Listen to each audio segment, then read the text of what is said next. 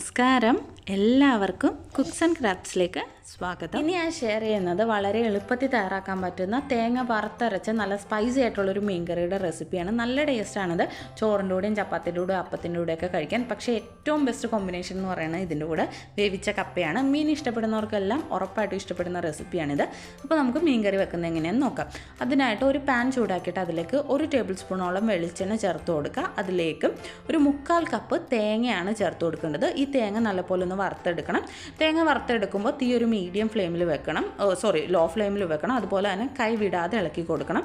അല്ലെങ്കിൽ തേങ്ങയുടെ എല്ലാ ഭാഗത്തും ചൂട് എത്തത്തില്ല. അപ്പോൾ അത് യൂണിഫോമായിട്ട് മൂത്ത് കിട്ടത്തില്ല. അപ്പോൾ ഇതാ തേങ്ങ ഒന്ന് മൂത്ത് ബ്രൗൺ കളർ, ഒരു ലൈറ്റ് ബ്രൗൺ കളറായപ്പോൾ അതിലേക്ക് കുറച്ച് കറിവേപ്പിലയും കൂടി ചേർത്ത് കൊടുത്തിട്ടുണ്ട്. അത് നല്ലൊരു മണവും അതുമാതിരി ടേസ്റ്റും തരും.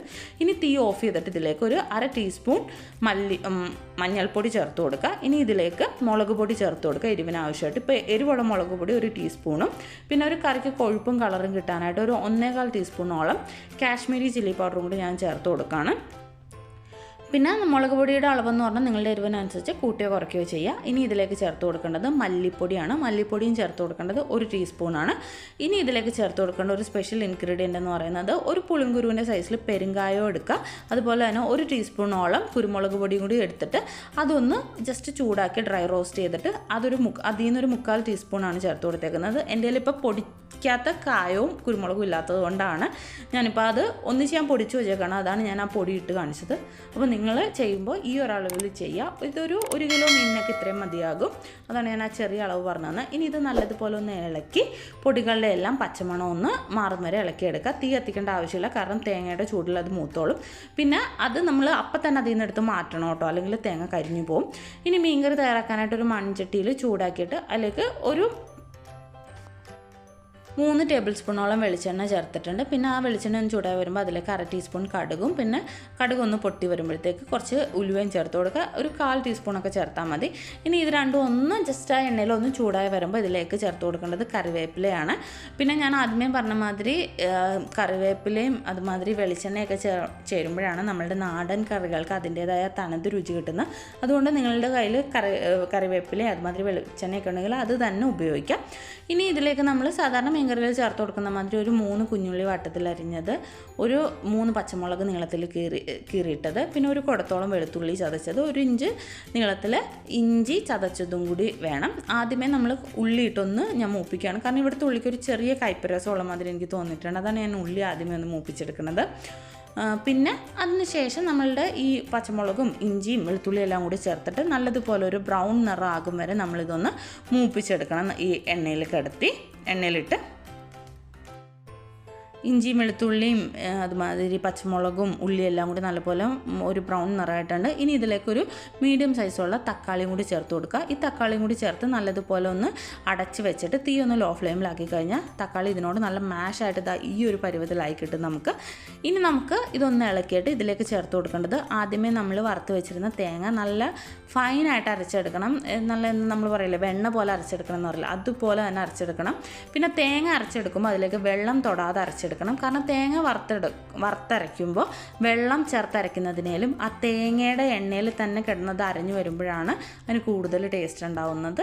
ഇനി ഇതെല്ലാം കൂടി ജസ്റ്റ് ഇതൊന്ന് ആ വെളിച്ചെണ്ണയിലിട്ടൊന്ന് മൂപ്പിച്ചെടുക്കുക. അതിനുശേഷം നമ്മൾക്ക് കറിക്ക് ആവശ്യമായ വെള്ളത്തിൻ്റെ ഒരു പകുതി ഭാഗത്തോളം ഇതിലേക്ക് ഒഴിച്ചു കൊടുക്കുക. നമ്മൾ അങ്ങനെ കറിക്ക് ആവശ്യമായ ഒരു വെള്ളത്തിൻ്റെ ഒരു പകുതി ഭാഗം ആദ്യമേ ഒഴിച്ചു കൊടുത്തിട്ട് ഒന്ന് വേവിച്ചെടുക്കുകയാണെങ്കിൽ കറിക്ക് കുറച്ചും കൂടി കൊഴുപ്പ് കിട്ടുന്നതായിട്ട് എനിക്ക് എപ്പോഴും തോന്നിയിട്ടുണ്ട്. അതുകൊണ്ടാണ് ഞാനത് അങ്ങനെ പറഞ്ഞത്. അതിനുശേഷം ഇതൊന്ന് ജസ്റ്റ് ഒന്ന് ചൂടായ വെള്ളം നല്ലപോലെ ഒന്ന് തിളച്ച് വരുമ്പോൾ കറിക്ക് ആവശ്യമായ ബാക്കി വെള്ളവും കൂടി ചേർത്ത് കൊടുക്കുക. നമ്മളിതുവരെ ഈ കറിയിലേക്ക് ഉപ്പ് ചേർത്തിട്ടില്ല. മീൻകറി തീയലൊക്കെ വെക്കുമ്പോഴത്തേക്ക് നമ്മൾ കറിക്ക് ആവശ്യമായ വെള്ളം ഒഴിച്ചു കൊടുത്ത് അതൊന്ന് ചൂടായി തിളച്ച് വരുന്ന സമയത്ത് ഉപ്പും പുളിയും ചേർത്ത് കൊടുക്കുകയാണെങ്കിൽ പെട്ടെന്ന് അത് കഷ്ണത്തിലേക്ക് പിടിക്കും. അപ്പോൾ ഞാൻ ഇതിലേക്കൊരു 2-3 കഷ്ണം കുടംപുളി ചേർത്ത് കൊടുത്തിട്ടുണ്ട്. ഞാനൊരു 10 മിനിറ്റ് വെള്ളത്തിൽ കുതിർത്തിട്ട കുടംപുളിയാണ്. ഇത് പുളി കുറവായ കുടംപുളി കൊണ്ടാണ് ഞാൻ ഇത്രയും ചേർത്ത് കൊടുത്തത്. പുളിയൊക്കെ നല്ലപോലെ ഉള്ള പുളിയാണെങ്കിൽ ഇത്രയൊന്നും ചേർക്കണ്ട, നിങ്ങളുടെ പുളിക്ക് അനുസരിച്ച് ചേർത്ത് കൊടുക്കണം. അതുപോലെ തന്നെ ഞാൻ ഉപ്പും കൂടി ചേർത്ത് കൊടുത്തിട്ടുണ്ട്. ഇനി ഇതെല്ലാം കൂടി നല്ലതുപോലെ ഒന്ന് ഇളക്കിയിട്ട് തീ ഹൈ ഫ്ലെയിമിലാക്കി കറി ഒന്ന് തിളയ്ക്കാനായിട്ട് അടച്ചു വെക്കാം. ഇപ്പോൾ നമ്മളുടെ കറി നല്ലതുപോലെ തിളച്ച് വരുന്നുണ്ട്. തിളച്ച് വന്ന ശേഷം മാത്രമാണ് നമ്മൾ മീൻ കഷ്ണങ്ങൾ ഇട്ട് കൊടുക്കേണ്ടത്. കാരണം അല്ലാതെ നമ്മൾ ആദ്യമേ കറി തിളയ്ക്കാതെ മീൻ കഷ്ണങ്ങൾ ഇട്ട് കൊടുത്തു കഴിഞ്ഞാൽ മീൻ ആ കറിയുടെ തിളയ്ക്കുന്നതിൻ്റെ ഒപ്പത്തിൽ മീൻ കിടന്നങ്ങ് പൊടിഞ്ഞു പോകും. അതുപോലെ തന്നെ പച്ചവെള്ളത്തിൽ കിടന്ന് മീൻ വേകുമ്പോൾ അതിന് ടേസ്റ്റ് കാണത്തില്ല. അപ്പോൾ അതാ ഞാൻ ഇതിലേക്ക് ചേർത്ത് കൊടുത്തേക്കുന്നത് 700 ഗ്രാം ആഗോലിയാണ്, കറുത്ത ആഗോലി. അത് ഇതാ ഇങ്ങനെ നീളത്തിൽ കട്ട് ചെയ്താണ് ചേർത്ത് കൊടുത്തേക്കുന്നത്. ആ മീൻ ഇടുന്ന ആ ഒരു ക്ലിപ്പിൻ്റെ നിന്ന് മിസ്സായിപ്പോയി. അപ്പോൾ ഞാനിത് ചേർത്ത് കൊടുത്തിട്ടുണ്ട്. ഇനി ഇത് ജസ്റ്റ് ഇങ്ങനെ ഒന്ന് ഇളക്കി കൊടുക്കുക.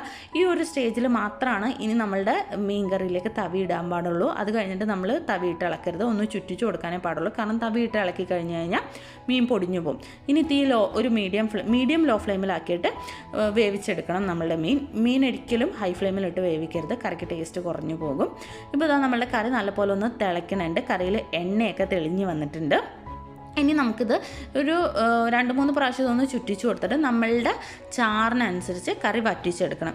പിന്നെ ഒരു കാര്യം പ്രത്യേകം ശ്രദ്ധിക്കേണ്ടതെന്ന് പറഞ്ഞു കഴിഞ്ഞാൽ തേങ്ങ അരച്ച കറി ആയതുകൊണ്ട് തന്നെ ഇരിക്കും തോറും കുറുകും. അപ്പം നിങ്ങൾക്ക് ചാറ് കൂടുതൽ വേണമെങ്കിൽ അത്രയൊന്നും വറ്റിക്കരുത്, ചാറിനനുസരിച്ച് വറ്റിച്ചെടുക്കുക. പിന്നെ ഇനി ചേർക്കുന്നതെന്ന് പറഞ്ഞു കഴിഞ്ഞാൽ 2 വെളുത്തുള്ളി തൊണ്ടോട് കൂടി ചതച്ചത് ഈ കറി വാങ്ങുന്നതിന് ഒരു 2 മിനിറ്റ് മുമ്പ് ചേർത്ത് കൊടുക്കുകയാണെങ്കിൽ കറിക്ക് നല്ലൊരു ഫ്ലേവർ കിട്ടും.